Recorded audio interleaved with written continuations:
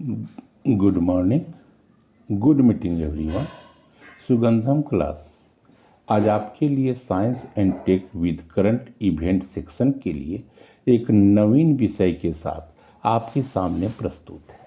आप सब acid and base की स्ट्रेंथ जानने के लिए उपयोगी पीएच स्केल से अवश्य ही अवगत हैं। प्रस्तुत स्केल में 0 से लेकर 14 तक के सूचकांक होते हैं, जिनमें 0 से 7 तक का सूचकांक एसिड के लिए एवं 7 से लेकर 14 तक का सूचकांक बेस के लिए उपयोगी होता है। अर्थात स्ट्रॉन्ग एसिड इस स्केल में 0 से लगभग 2 अंक तक ऊपर हो सकते हैं, तो वहीं स्ट्रॉन्ग बेस की स्थिति अप्रॉक्स 12 से 14 के बीच हो सकती है। जैसे कंसंट्रेट HNO3 का पीएच वैल्यू ड्यू टू या अकॉर्डिंग टू कंसंट्रेशन 2 से 3 के बीच होता है, तथा कंसंट्रेट हाइड्रोक्लोरिक एसिड और कंसंट्रेट सल्फ्यूरिक एसिड का पीएच वैल्यू क्रमशः लगभग 0 तथा 0 से लेकर -0.30 होता है। क्योंकि पीएच स्केल में 0 से नीचे नहीं जा सकते, अतः लगभग 0 माना जाता है। वहीं स्ट्रॉन्ग बेस का पीएच वैल्यू वेरी हाई लगभग 13 से 14 के बीच होता है। हालांकि यहाँ कंसंट्रेशन मेजर फैक्टर बन जाता है। जैसे 1 mm solution of certain strong base like barium hydroxide और strontium hydroxide have a pH around 11.27 है, तो वहीं 0.1 m potassium hydroxide and sodium hydroxide का पीएच 13 होता है। अर्थात स्ट्रॉन्ग एसिड हो या स्ट्रॉन्ग बेस, पीएच वैल्यू उनकी सांद्रता पर निर्भर होती है।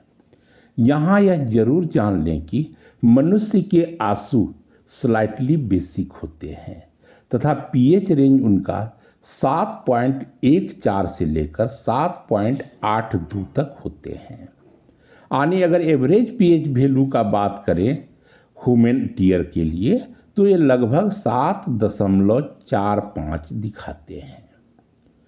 अब हम ह्यूमन ब्लड की बात करते हैं, तो ह्यूमन ब्लड भी बेसिक इन नेचर होता है। इसका पीएच वैल्यू रेंज 7.35 से लेकर 7.45 के बीच होता है। अगर डिस्टाइल्ड वाटर की बात करें या वर्षा जल की बात करें तो यह, या शुद्ध जल की बात करें तो यह अप्रॉक्स 7 होता है। यानी अप्रॉक्स 7 का मतलब हुआ न इसमें एसिड होते हैं न बेस होते हैं, यानी ये उदासीन होता है। While pH range of water, general water की अगर हम बात करते हैं तो ये बिटवीन 6.5 to 8.5 होता है।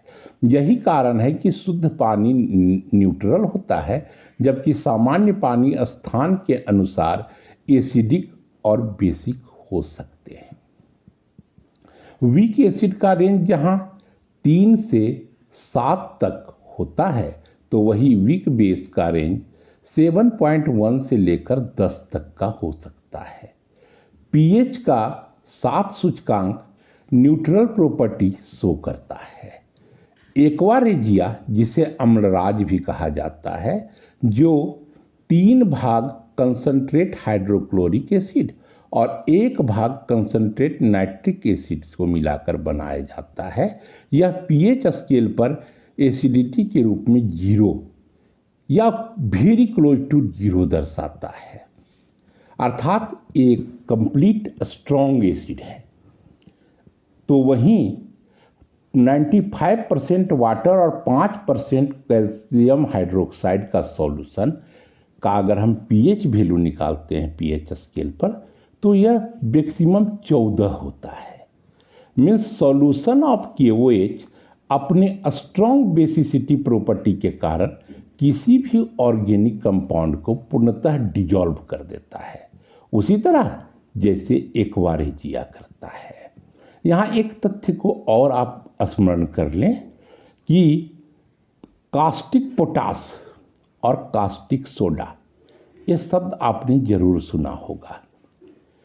कास्टिक पोटास KOH कहलाता है, जबकि कास्टिक सोडा NaOH यानी सोडियम हाइड्रोक्साइड कहलाता है। अब हम लोग विषय पर आते हैं कि आज के परिप्रेक्ष्य में दुनिया जलवायु परिवर्तन के कठिन दौर से गुजर रही है। यही जलवायु परिवर्तन ने इस बार मानसून के द्वारा ताबड़तोड़ तबाही मचाई। दक्षिण पश्चिम मानसून से भारत में लगभग अछूता रहने वाला लेह लद्दाख भी इस बार बाढ़ और भूस्खलन से तबाह हो गया। उत्तराखंड और हिमाचल की बात तो छोड़ो भाई, राजस्थान भी पानी पानी हो गया। अतः दुनिया में जलवायु परिवर्तन और पर्यावरण का संरक्षण के बढ़ते महत्व के बीच अब दाह संस्कार की जगह एक्वामेशन नाम की नई प्रक्रिया लोकप्रिय हो रही है। एक्वामेशन मीन्स जल निर्वाण। यह प्रक्रिया 95% जल और 5% कैल्शियम हाइड्रोक्साइड सॉल्यूशन के द्वारा पूर्ण होता है। इस प्रक्रिया को पूर्ण करने में लगभग 90% कम ऊर्जा खर्च होता है लकड़ी, गैस और अन्य ईंधन के तुलना में, तथा 400 लीटर ईंधन के बजाय, कार्बनिक ईंधन की बात की जा रही है यहाँ, मात्र 100 लीटर जल से ही इस काम को पूर्णता दी जा सकती है।